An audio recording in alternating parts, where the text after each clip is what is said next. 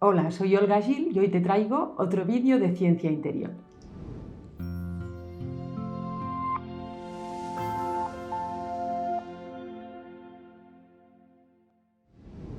Esta es la imagen final, o muy parecida, de un trabajo que hemos realizado hace muy poquito en una clase con los alumnos. Fue tan relevante que quiero contártelo. Mira, te presento los protagonistas. Esta es la cliente, la representante de la clienta adulta. Este de aquí es los torpes, los incapaces, los que se muestran débiles. Este de aquí es su enfado. ¿Cuál era el tema que traía la persona que trabajó? Su tema inicial era este eje, ¿de acuerdo? Ella lo situó como un eje y por eso usó esta palabra, para que te fijes después en la línea cuando esto está montado. La persona, la clienta, nos decía que lo que le pasaba en el día a día es que ella es una persona muy autoexigente, muy perfeccionista, que le gusta que todo esté muy bien hecho,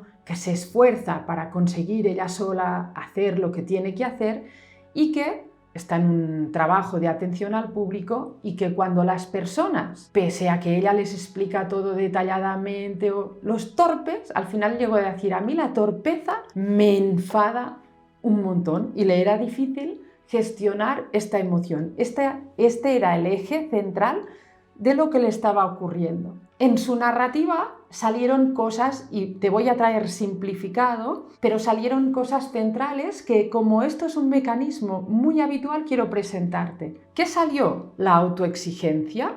Ella colocó el representante de la autoexigencia así, mirándole muy de cerca, muy cerca de ella. En una parte decía que ya hacía mucho que ella sabía que era demasiado autoexigente, que se sentía un poco asfixiada por eso y lo sentía así de cerca, pero decía también, he aprendido a pedir ayuda, que es algo que yo no hacía nunca y que hace un tiempo he aprendido a empezar a hacer. Estuvimos durante un rato abordando su gestión emocional sobre este mecanismo. Pero quiero mostrarte la parte central. Hubo algo muy importante que ella decía cuando estableció el diálogo entre su representante y la autoexigencia, que decía, me está agobiando, a veces es demasiado, pero cuando propusimos un diálogo para que esto se alejara, se desvaneciera, cambiase de forma, de distancia,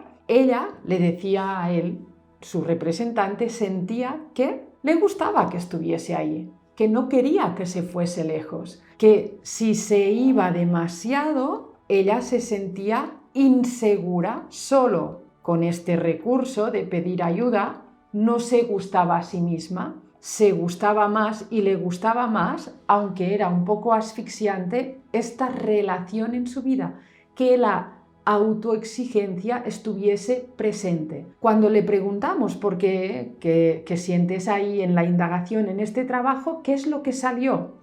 Me siento insegura. ¿Cuál era la otra dinámica súper clara en su trabajo? Cuando se acercaba esta torpeza, que no las personas torpes, sino el representante de la torpeza, se acercaba también el enfado y les quería mostrar la autoexigencia. Había como un efecto que ella consideraba bueno para los torpes, que era decirles, pero si tú eres torpe, lo que tienes que hacer es utilizar más este mecanismo de intentar solucionarte tú solo todo esto, y esto te hará mejor, más perfecto, más adecuado. ¿Qué sucede? En los demás acostumbramos a ponernos nerviosos cuando vemos aspectos propios que no somos capaces de ver, de reconocer en nosotros mismos. Hubo un momento precioso en la sesión que, en este diálogo entre la persona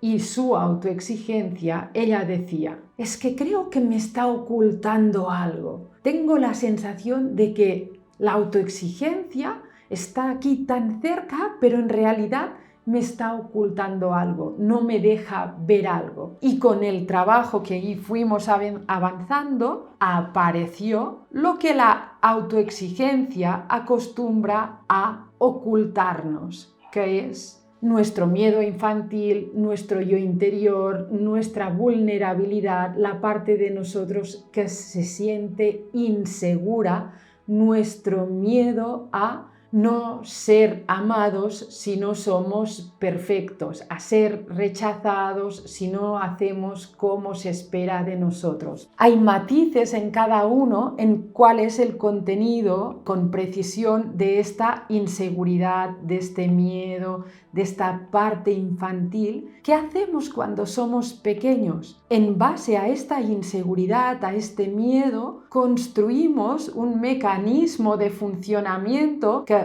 se basa en esta autoexigencia para convertirnos en perfectos y poder ir por el mundo sin necesitar pedir ayuda. Por eso ella ha tenido que aprender a pedir ayuda de adulta, ¿de acuerdo? Porque su miedo y su mecanismo de funcionamiento, su modo de andar por la vida protegiéndose de su propia parte de inseguridad, le hace establecer un funcionamiento de voy sola, a través de mi autoexigencia me permite ir sola. Por eso, si le pedimos que se separe de su autoexigencia, esta persona se siente desvalida, se siente insegura, le da miedo, prefiere que su mecanismo operativo esté presente en su vida, aunque es un poco agobiante. ¿Qué sucede? Cuando tú no puedes mirar de cerca tu propia vulnerabilidad,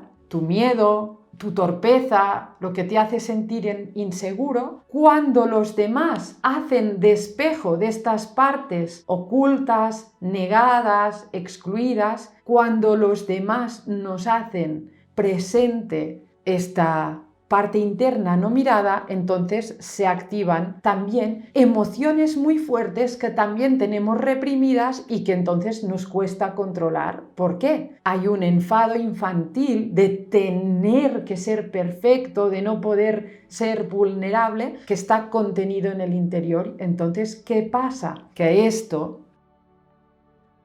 esta construcción de ir por la vida sin pedir ayuda es algo que podemos reaprender. Evidentemente podemos encontrar 1000 tips y trucos de cómo llevar la autoexigencia, no tener tanto diálogo interno para estar autocastigándote si no lo haces todo bien. Pero ¿cuál es la raíz? La raíz es aceptar, trabajar, ponerte en un proceso acompañado si es necesario, terapéutico, psicológico, para poder aceptar todas nuestras partes, también las que nos dan un poco de miedo, de rabia, de pena, de vergüenza, de frustración que estén dentro de nosotros. Cuando tú puedes tener compasión contigo mismo, cuando no te da tanto miedo ser vulnerable y mostrarlo, entonces la torpeza de los demás tampoco activa un enfado. ¿Cuál fue el elemento de solución? Sabes que al final de los trabajos hay un tipo de planteamiento que tiene que ver con sacar representantes que puedan ser un posible elemento de solución. ¿Cuál sacó? La compasión. Ella eligió cuál crees que es un buen elemento para que tu vulnerabilidad y la torpeza de los demás no te agiten tanto. Y ella dijo la compasión con la propia vulnerabilidad y la de los demás que está expuesta en su pedir ayuda, en su tropezar. Y este fue el elemento de solución que le permite el camino de apaciguar su mundo emocional. Entonces, este enfado que tenemos muchísimas veces con los aspectos de los demás acostumbran, y te invito a que antes de enfadarte con el otro, hagas también en un momento de intimidad una introspección a ver si eso es una parte de ti que puede ser interesante que atiendas en algún momento para poder estar más tranquilo contigo y con los otros. Espero que te sirva. Si te ha gustado este vídeo, suscríbete y síguenos en nuestras redes sociales.